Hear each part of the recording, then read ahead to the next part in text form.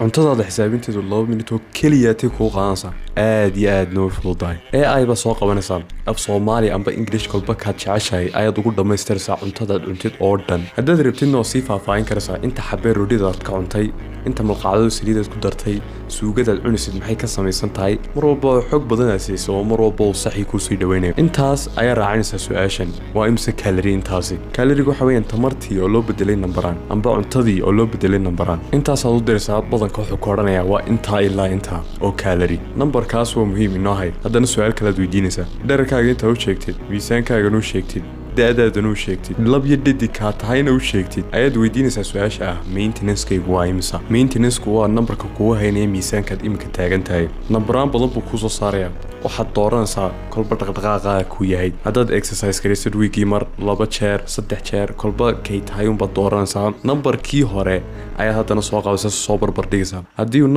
nambarkan uu ka weyn yahay miisaan ayaa kugu biiraya haddii uu laakiin nambarkan ka yar yahay